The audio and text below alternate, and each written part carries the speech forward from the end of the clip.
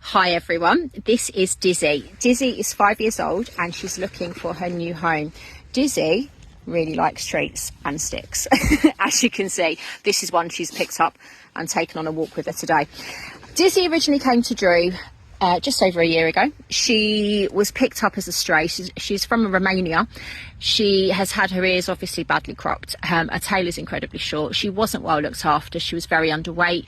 She'd clearly been bred from and then discarded like a piece of rubbish.